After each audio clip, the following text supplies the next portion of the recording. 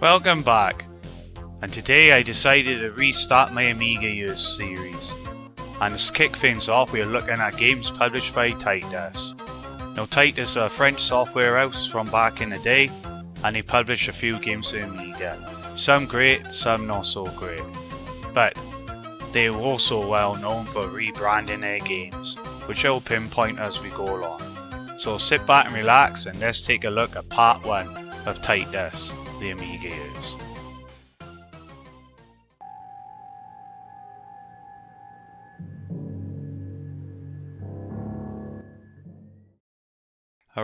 Phobia, released in 1991, and this is based on the film. And it basically is the same as the film, because in this game what you gotta do is go around each house exterminating all the spiders. It's a fun game, and yeah, if you don't like spiders, I wouldn't recommend it, but give this one a try if you do.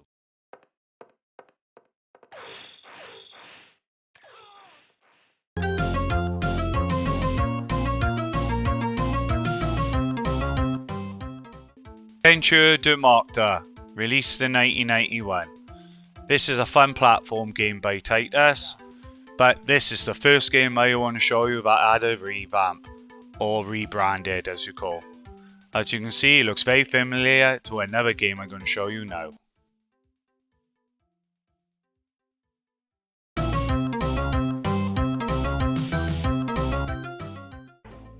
Yes, it's Titus the Fox, and this was released a year later in 1992. Other than the in-game music and a couple of little aspects of it, the main changes is obviously the character. These two games are great platformer games you must try.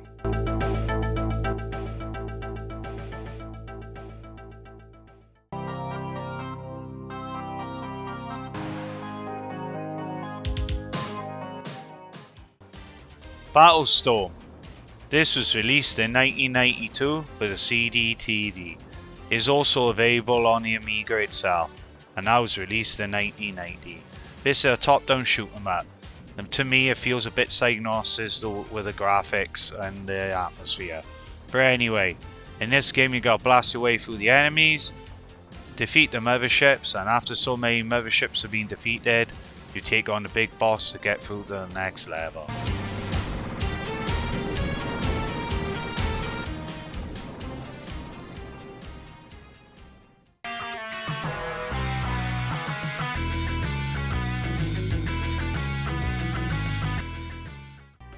Blues Brothers, released in 1991. Yes, you guessed it, this is based on the film. And you can play one or two of the characters, and your goal in this platformer is to get away from the police. It's a fun game, and the music is just awesome.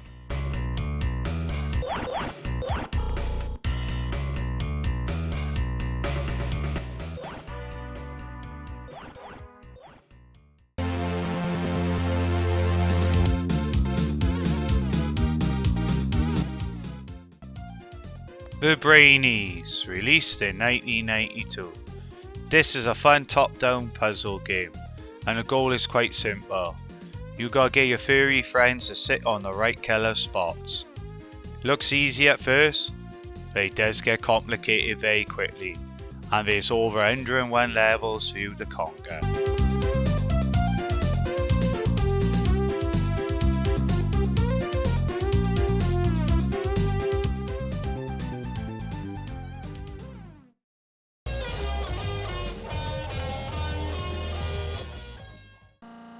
Crazy Cars, released in 1988, and this is Titus' first racing game. Well, arcade racer anyway. And in this one, you race in different parts of the USA.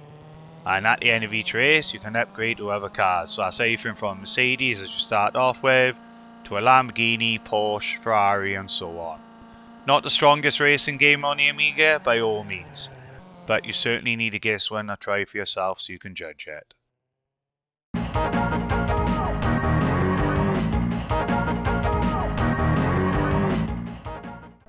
Crazy Cars 2, also known as F40 Challenge. This was released in 1989. Yep, you guessed it, this is another rebranded game by Titus. But in this one, you must travel across America as quick as possible, and you'll be driving a Ferrari F40.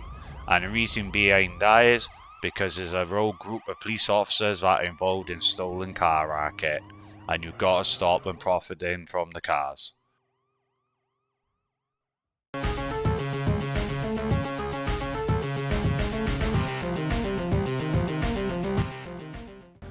Crazy Cars 3, released in 1992, and Lamborghini American Challenge, released in 1994.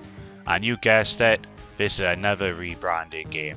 But this is a great one, because Crazy Cars 3 only had one player, but Lamborghini American Challenge has 2 players, and is also available on a CD32.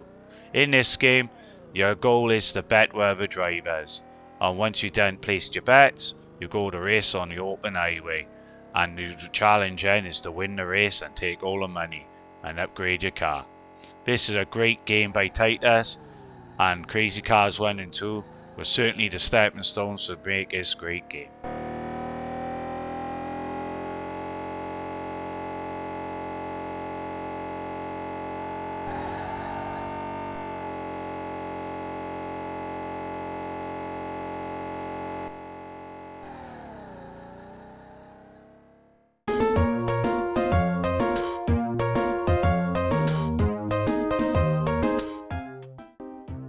Crime Does Not Pay, released in 1990, and apparently this was officially endorsed by the Mafia, but you're gonna have to take our word on that one. But the game itself, you've got a couple of characters to choose from, and that's including the Godfather or the Killer. And your goal in this game is to hire mobsters in order to bribe, blackmail and fight for you.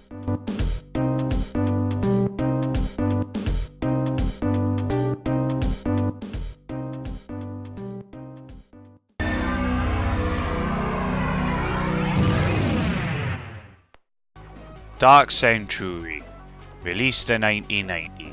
You control a squad of high-tech tanks, and you must destroy the enemy. The tanks can move quickly, make sharp turns, and fire in any direction. This game was revolutionary for its 3D graphics back in the day. Looks a little bit outdated now, but yeah, it's a fun game to play.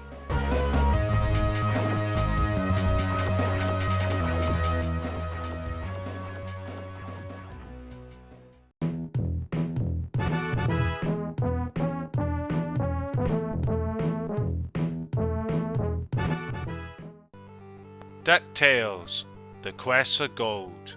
This was released in 1990, and this is the last game I'm going to show you on the list. In this game, you play as Scrooge McDuck and his 3 nephews, and the game goes as follows. Scrooge has been given a challenge by Flint Art Glue and Gold, and the idea is the competition is to earn as much money as you can, and to do that, there's loads of mini games. You start off with a map, or your mission map, and then you go to each area of the game and collect as much gold as possible. Straightforward enough. I got fond memories of this game back in the day because I played this a lot because I loved DuckTales growing up.